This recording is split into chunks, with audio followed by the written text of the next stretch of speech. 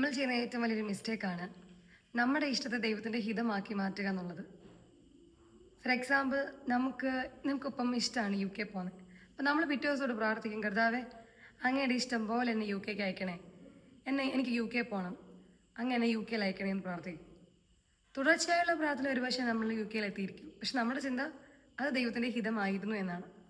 നമുക്കറിയാം ബൈബിൾ പഠിച്ചാൽ ലോത്തിൻ്റെ അവസ്ഥ എന്നാണ്. ലോത്തിനോട് ദൈവം പറഞ്ഞിടത്തല്ല ലോത്ത് പോയത്. ലോത്തിന് ഇഷ്ടപ്പെട്ട സ്ഥലം ദൈവത്തോട് പറഞ്ഞു, ലോത്ത് പോയി.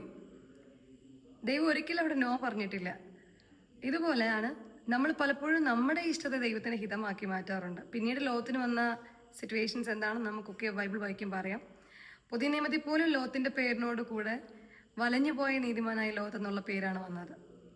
ഇപ്രകാരം തന്നെ നമ്മുടെ ജീവിതത്തിലെ ഏറ്റവും വലിയ മിസ്റ്റേക്കാണ് ഞാൻ പറഞ്ഞത്. നമ്മുടെ ഇഷ്ടത്തെ ഒരിക്കലും ദൈവത്തിന്റെ ഹിതമാക്കി മാറ്റരുത്. പകരം ദൈവത്തിന്റെ ഇഷ്ടത്തെ നമ്മുടെ തീരുമാനമാക്കി മാറ്റുക, ദൈവത്തിന്റെ ഹിതത്തെ നമ്മുടെ തീരുമാനമാക്കി മാറ്റുക.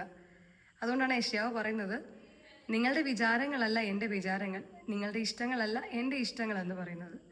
സോ അതുകൊണ്ട് മറന്നു പോകരുത്, ഇനി മുതൽ നമ്മുടെ ഇഷ്ടമല്ല ദൈവത്തിൻ്റെ ഹിതം. പകരം ദൈവത്തിൻ്റെ ഇഷ്ടങ്ങൾ എന്താണോ അതിനുവേണ്ടി പ്രേയർ ചെയ്ത് നമ്മൾ തന്നെ മനസ്സിലാക്കി നമ്മുടെ ഇഷ്ടങ്ങളെ വിട്ട് ദൈവത്തിൻ്റെ ഇഷ്ടത്തിലേക്ക് കയറുക.